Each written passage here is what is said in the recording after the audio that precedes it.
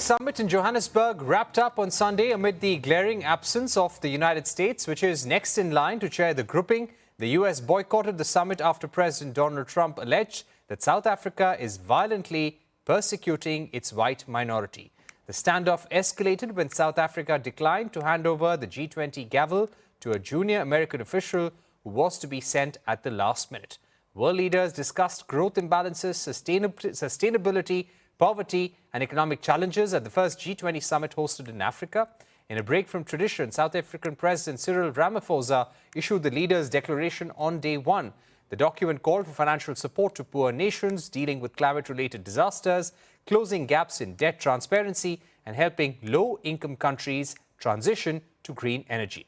It was adopted despite opposition from the US. Meanwhile, Prime Minister Narendra Modi's G20 diplomacy focused on positioning India as a key voice of the Global South.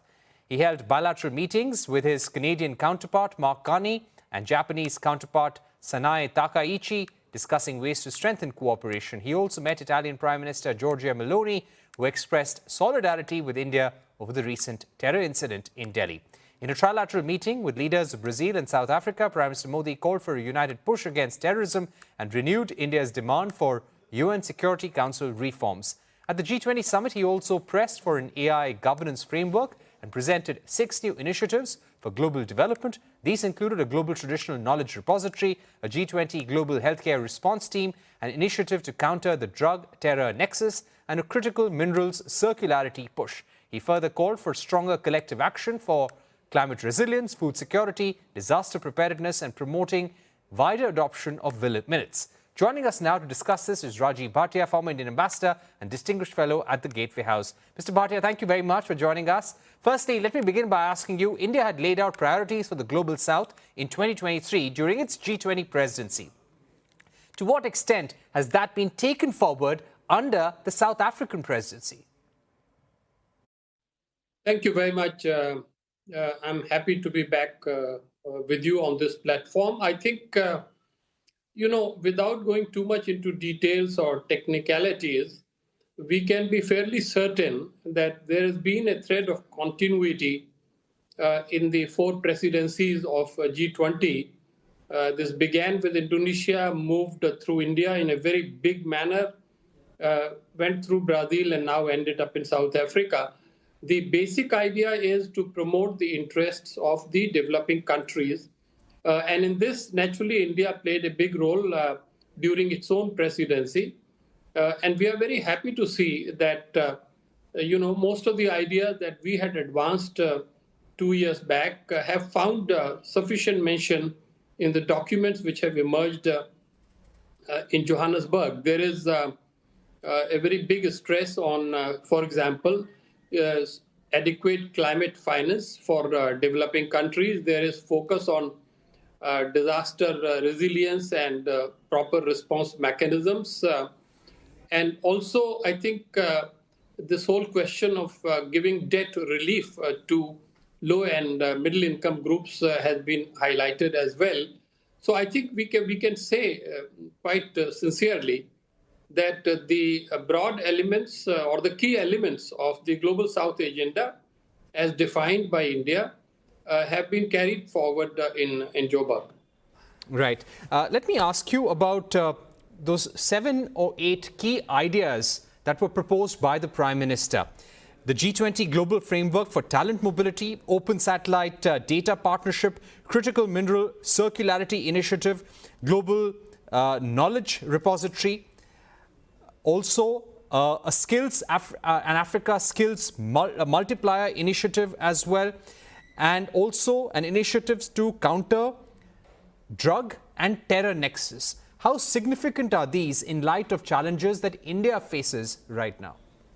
So let me explain how G20 works or my understanding of it.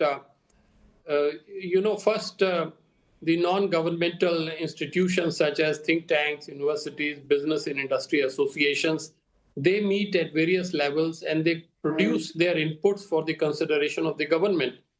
Separately, the government mechanisms, the senior officials, the ministers, they meet right through the year. And at the end of the day, it is the Sherpas who are the principal advisors of the leaders, they sit together in 3 or 4 different sessions to produce the draft leaders declaration of the summit. So this process was followed. And it is important to note that on the very first day, that is on 22nd November, the very first item was the formal adoption of the Johannesburg Declaration. So that contained all the elements which have been put forward by the government over the past 12 months. Now, the question is, when the leaders come and they present their ideas, some of them are previous ideas, some of them could also be the new ideas.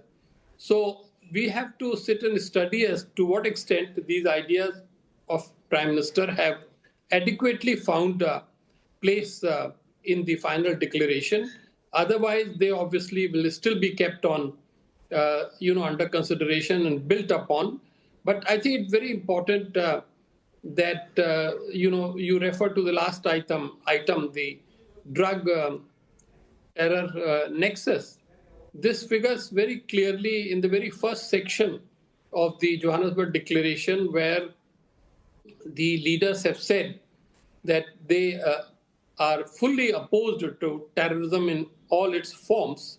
So in that fashion, it is covered there. But the other proposal, for example, a very interesting proposal Prime Minister Modi has put forward, G20 initiative for training 1 million trainers in Africa, so that the capability and the capacity level of African population could be raised. Now, for this to happen, I think they need to develop a proper implementation mechanism, a budget, allocation of resources, consideration of the whole thing. It all will take time. It cannot obviously happen overnight. So the ideas by India are powerful. They have been received well, but officials will need to work on them in order to concretize them and implement them. Right. What impact do you think the Indian government and some of the Prime Minister's interventions, especially around sustainability, climate action, and lack of equality in global growth, how have that really impacted the G20 process and had a mark there? Well, I think the impact on these sections is quite direct. We have to, first of all, remember that the context is very significant. This was a historic summit. This was the first time it was being convened on the African continent. And yet, one of the most important members of G20, the US, was not there.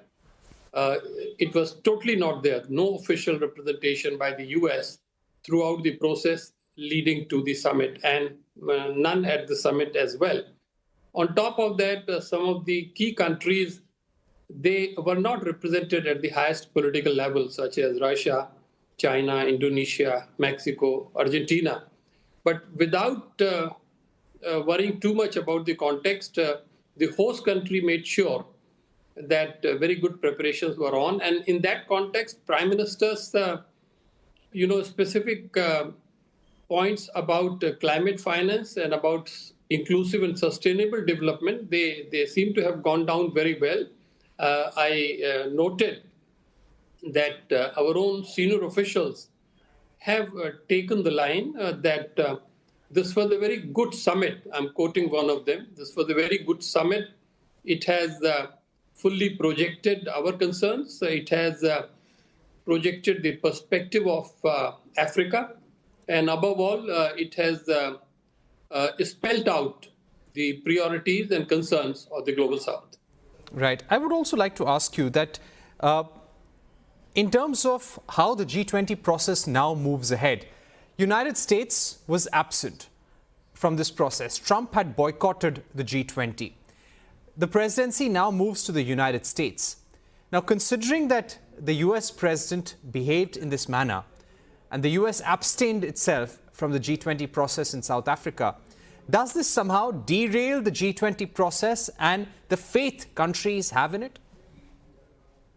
Well, that's a very thoughtful question, and it does require a very direct and honest answer. I think there are two aspects. One is the protocol aspect, and the other is the substantive, ideational or political aspect. As we saw yesterday, the final closing session of the summit, President Ramaphosa of South Africa put down the gavel of the summit on the table, saying the summit is closed. He had nobody to give the gavel to. So in terms of protocol, the word from Pretoria is that the conference gavel or baton will now probably go to the Ministry of Foreign Affairs. They will invite the US Chargé d'Affaires. There is no ambassador there. And it will be handed over to him, who will then in turn send it to the US or to White House. But that is the less important or less concerning issue. The more important issue is exactly what you have raised as to what will be the attitude of the US government. Now here the concern arises because some of the key ideas in Johannesburg Declaration and ideas discussed at the summit are probably not agreeable to the current US administration. Right. Take, for example, climate finance, or this whole stress on the needs and priorities and concerns of the developing countries. My own assessment is that we can draw some rays of hope from the fact that US has already announced that they would host the next summit in December 2026, which means they very much want G20 to continue, and they are very much hoping to lead it. It's not surprising because they are the people who created G20 at the political level. It existed before at the finance minister's level till 2007.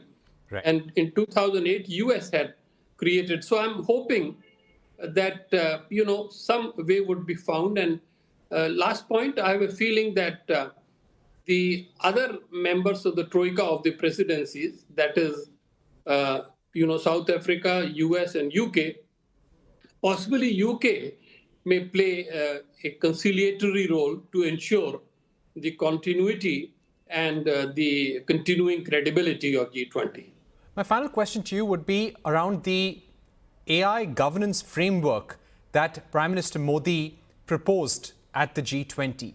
Do you feel there is some sort of consensus on how the world should come together with a set of guidelines, a common consensus on how to tackle the misuse of artificial intelligence? You put it very aptly, Parikshit. I think that is exactly the essence of the approach of India. And I think slowly I do see a consensus emerging on it. I'm not really an expert on AI, but I think the fact that Prime Minister Modi has invited all the leaders present in Johannesburg to come to AI conference that India will be hosting in February 2026 indicated that India is very hopeful, India is very optimistic that a broad framework acceptable to much of the world would be accepted. And in that sense, much of the humanity will stand to benefit by the blessings of AI without being vulnerable to its risks. All right. Thank you very much, Ambassador Bhatia, for joining us. On that note, we take a short break. On the other side, the US and Ukraine, in a joint statement, said they've made meaningful progress on peace talks, hinting at a refined peace framework after their weekend meeting in Geneva. Meanwhile, Kremlin says it's awaiting the updated plan. We discussed this with former Foreign Secretary Kanwal Sibal and former Indian Ambassador Ashok Sajjanar. Stay tuned.